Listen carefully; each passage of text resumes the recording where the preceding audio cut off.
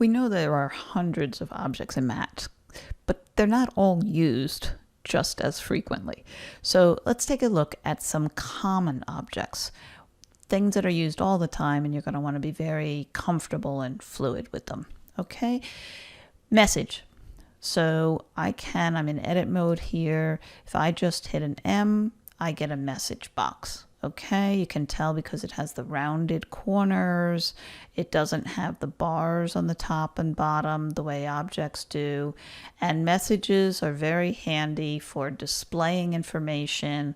If you click on a message, it'll send information out this bottom outlet. Okay, remember there are two inlets. One is blue, and so if you send information in there, it doesn't trigger the output. The red one sends information out of the outlet as soon as something comes in here. Next is F, and just hitting an F, let me get rid of this guy. There we go. Just hitting an F puts a floating number box on. And let's run that, if you can run a number box, it interacts by having floating point numbers displayed. Okay, this isn't for integers. This is for numbers that have a decimal value to them. So let's edit out of here and move on to the idea of a bang. In earlier versions of Max, this object, which you get when you hit B on the keyboard, is called bang. Now I think they're trying to call it button. But it literally, if we connect up a message to it, let me just use this guy here and we'll drag and connect over here, lock. And when you push this, you get the symbol bang. It literally says bang. So that's an indicator to a lot of methods to go ahead and do your job, get some work done, and trigger. Now it's time to do something. So bang happens from a button. Toggles come when you type the letter T, and they turn on and off, ones and zeros.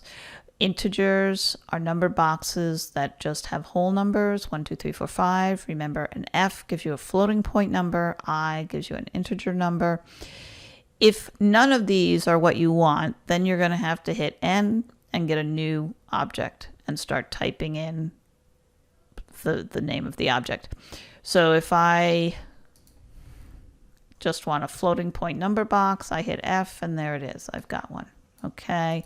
If I want a JIT window, I type N. Let me relocate myself. Come on down, come on down, come on. What's going on? Give me a break. There we go.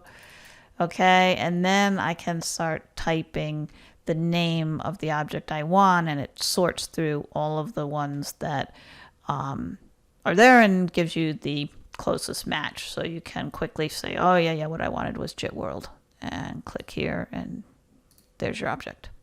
And JIT World gives you a projector view. That's what they're actually doing in Vizy when we say projector. Vizy is written with all kinds of underlying Max commands. Now there are some other simple one key commands like C for comment, Z for zoom, and Shift Z zooms you back out. X is very handy to remember because that's going to display for you. Let me do it when I'm up here.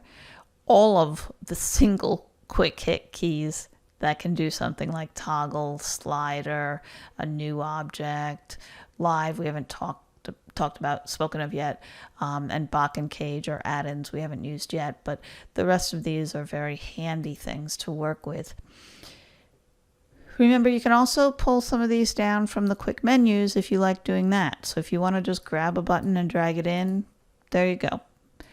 More than one way to do things, which is very flexible, can be confusing when you start out. So I recommend you just pick the style.